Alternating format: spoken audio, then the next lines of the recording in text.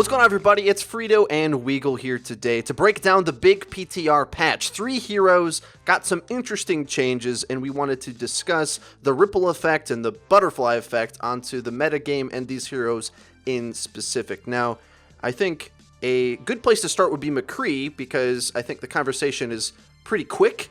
I would call the Deadeye buff that went through kind of a low-impact change, and the reason being is that if a character is hard to be played, but gets buffed in a way that it doesn't break the game, but makes them more fun to play, I think it's kind of low impact to the meta, where we're not going to see everything spiral out of control, so all things considered, it's a good change. Now, specifically, what does it do?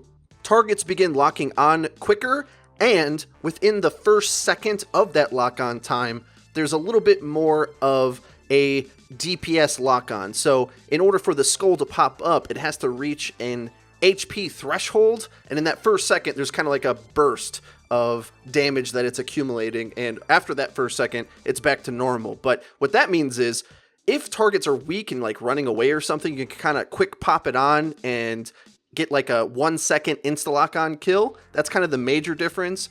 Other than that, it's not wholly different. My biggest question is though, and I don't think anyone really has tested this perfectly, because of course the PTR is a odd environment to test anything, namely there's only one map and it's not in a ranked environment, but I want to see how this Deadeye compares to Nano Sights, which kind of rules everything.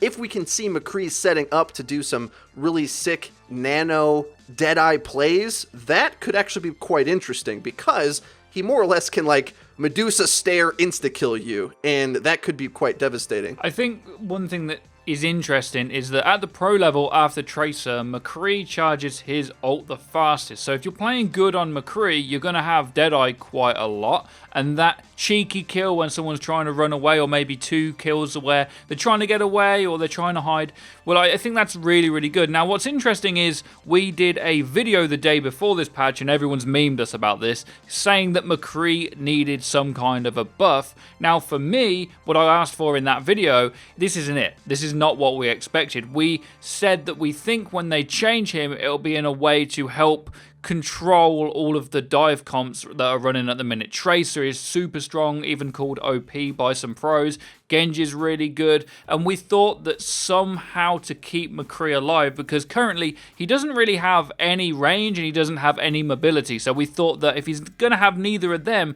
then the crowd control element is what they would focus on, and it doesn't actually seem to be what they've gone with. They've gone with his ultimate, which, as Frito said, might make him slightly more fun to play, but in the grand scheme of things with the meta, I don't think it's going to make that much of a difference. At the very least, for the best McCrees though, it might be able to make them more pickable, because before this change, Sights was just so much better. So all those things about McCree being so diveable are still true, and I kind of like Blizzard's strategy to this. They try to think outside the box, whereas the increasing his ability to use stun or roll might fit the current meta. Instead, they're trying to carve out a place for McCree off to the side, which is a more lethal ultimate, which is an exciting thing. And I kind of want to see what the best McCrees can do with this. Like I said, there's the ability to kind of quick pop it out to get a kill in open space, whereas before you either had to zone it or do some massive flank where they don't see you coming. Now you can use it a bit faster and more reactively, and that's going to take some testing to really understand.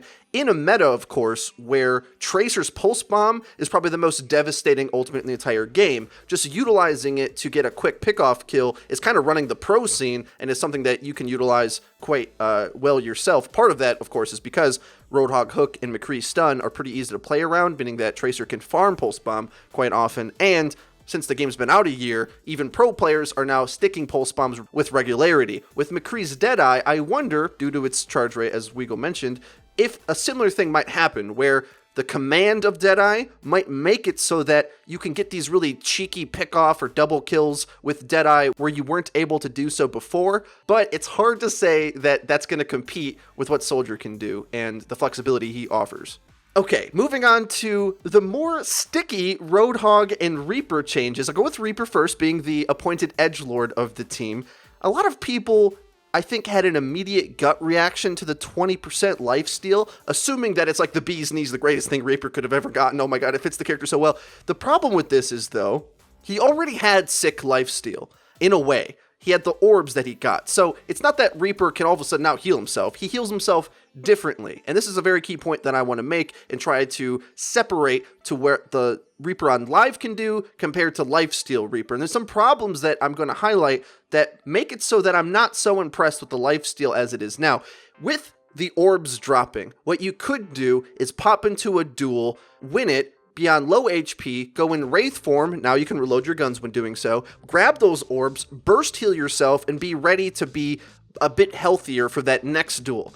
Now, instead of that, having lifesteal during your shots means that you're going to have less burst healing, actually, but better sustain. So what this does is it moves him to an area where, like, if he's battling a Reinhardt or a Winston or pretty much any tank, really, the constant stream of sustained damage that they can do, like D.Va, for instance, can keep spamming shots, he's going to be able to keep healing himself through that. But it's not really going to change too much the way he duels DPS targets. So like if he gets up in the soldier's face, if he deals 200 damage to kill soldier, that's actually only 40 health, whereas killing the soldier before used to give him 50 health. Now, that might not seem like a lot, but the way it interacts, it actually isn't as good for a net Reaper buff as you might think. It's an interesting change, and it definitely makes him better against tanks, but I kind of don't like it for, one, the meta we're in, and also against other DPS characters, because in order to get that value,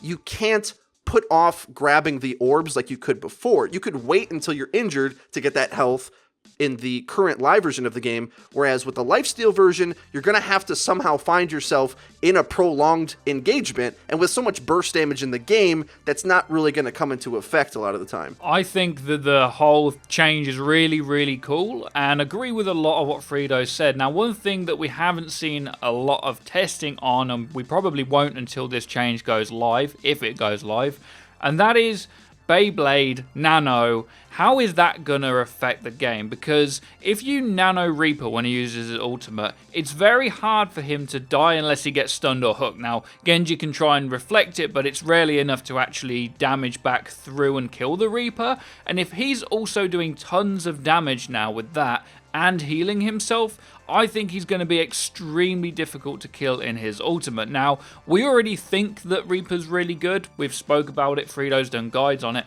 and I don't really think this is a nerf or a buff. I think that in some situations he'll be better and in others he'll be worse. Right now, trying to pounce a Tracer is pretty good, but when lifesteal comes through, well, it's going to be a hard kill, because when you're shooting her, you're not going to get much health back, and then when you finally do kill her, well, you won't have as much as you would have got from the orb. So I think that it won't really change his viability all that much unless we see ourselves with a lot of tanks. And if the enemy team are running triple tank, I think the Reaper is going to be pretty scary, which is what he should be. That's what everyone sees him as. So it'll be interesting to see how that works as things progress. Possibly, but I'm not so sure if I'm sold on his ability to just break up a death ball of tanks. That's sort of the problem that he had before, where if there's a lot of tanks in the same vicinity, he can't just dive in on them. Like, I've always described him as more of a one-on-one duelist. So, like, I understand that now he'll have some sustain, but I don't even know if an enemy team is running triple tank if you'd want to have Reaper necessarily, because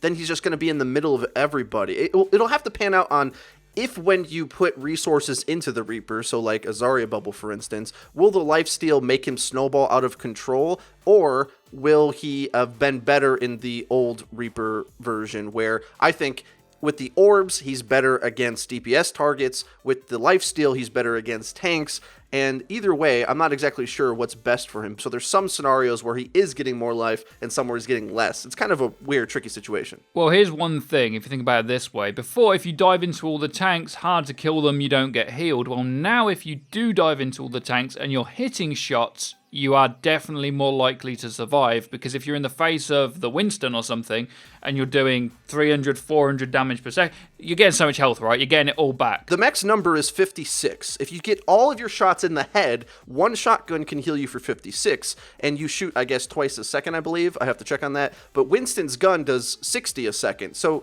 at best, you're like outdoing his healing, because you're not going to get a full headshot chunk every time. You're going to land most of your pellets against tanks, of course, but really it's going to equate to about 30 to 40 health a shot, really. So yeah, you can out-heal one tank's damage, but not really focus fire. And that's kind of the issue that I have with the change, that I don't really see it changing his playstyle so much, and I don't know if it enables him to do that job. Yeah, we'll have to find out, I guess, by playing it when it goes live. When you're playing against a team of organized multi-tank, that's the difference, right? You can put things in isolation on the PTR and say, like, well, he wins this duel now better, but against an organized team, how does that work out? Not exactly sure. Yeah, I think we're definitely both in agreement that it's interesting, but we're not really 100% sure how this one will pan out, because testing on the PTR is just, you never know what's going to happen. It never works out the same. It's not like a hardcore game or competitive, so...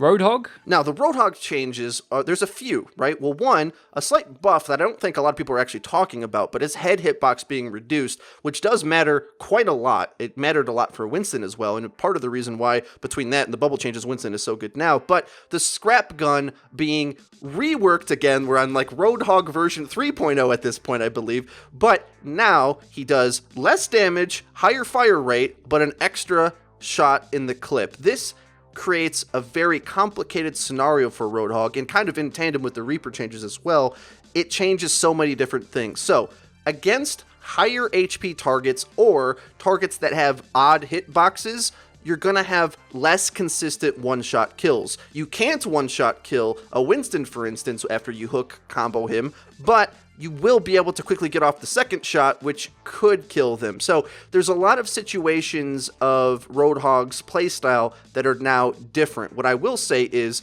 the devastating flanker hog who can always count on that one-hit kill from an off angle, pulling a target in and insta-killing it, is sort of dead.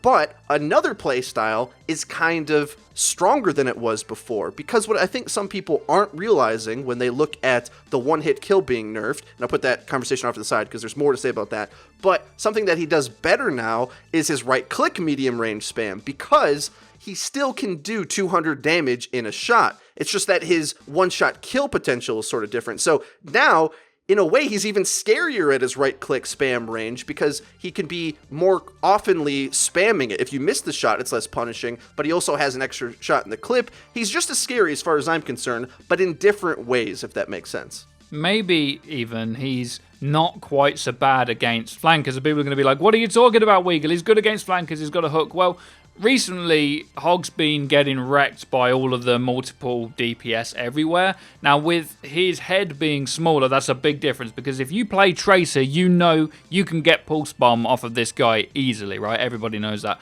Same as Genji, you can farm his ult well. You get a lot more ult when you're shooting him in the head, and it's a lot harder to now hit them in the head. And on top of that, if he now misses his hook, which if he did land it would still be an insta-kill, if he misses that, he now has an extra shot that he can still one-shot any squishy with, and he can shoot 33% faster, is it, I believe? So he's going to be at least a little bit better, I think, at just dueling outside of having his hook, which is interesting because he was already good at that anyway. Now, in terms of the one-shot hook capability, as far as I know, he can still one-shot things with 250 HP and below, is that right? It depends on how the shot hits, it depends if you're able to get the melee, it depends if you're able to step up. It's another kind of wonky change where sometimes targets won't be killed, but I think what's even more important than that is to realize that how overpowered it is for a tank to have so much one-shot kill capability as he has through the year of Overwatch being out. Now, that's lessened a bit, but like Liam was explaining, because he shoots faster, right, he now can deal with the zippy targets a bit better, actually, because he has more shots more frequently. Whereas before, and I don't know if a lot of the community respected how bad Hog could be against flankers, because I think a lot of people view him as a counter to flankers, pick him against flankers, and I still oftentimes on matchmaking games, that Hog is feeding against flankers, because if he misses that hook, he was all in on it, and can't really do any significant damage outside of the hook landing. Whereas now, because he can shoot so much more frequently, has an extra shot in his clip, he'll be able to at least churn out a bit more reliable damage and be less all in on the stun kill. Now, what he is worse against is against tank busting, but did you really need him to be doing that job anyway? Wasn't he sort of overlapping other characters in the game like Reaper, Bastion, Junkrat, characters that were supposed to be higher damage tank busters. Roadhog kind of invaded on their space as far as I'm concerned, and though he still can do a bunch of shield damage, shield break, and tank spam, you're going to have to coordinate around focus firing on the hook more so than expecting the hook to insta-kill every tank every time like it almost could do. Like it would get D.Va really low, it used to be able to kill Winston. Well, now you're going to need that second shot to come out, which is good, I think, because it allows for the enemy players to be able to react to it a bit more, whereas before, Hog was kind of one of the easiest characters to get free kills with, and I like where he's at now more. I think he's more of a skillful character. It's more tactical in nature. I think that the one thing it might change is, and it is, again, talking about the squishies, but the thing is, right now, in the current live meta, if that's what we want to call it, you are better off just going dive on defense to counter it. Taking McCree or Hog doesn't really help. And with these two changes, maybe that's what Blizzard are trying to do, is to bring both of these heroes slightly better against that dive. Whether it's enough, only time will tell, and if it isn't enough, then I'm sure they'll do something about it. But it seems to me that it's very obvious, and Blizzard know that it's obvious, that dive and loads of DPS and a Winston right now is just super, super strong, and I think these changes really do show that. I definitely agree. All three of these characters are particularly strong against dive on paper, and hopefully these changes help them combat the dive. Roadhog's more flexible. Reaper can out and out just counter Winston harder than he used to because Winston can't even damage him through the duel now.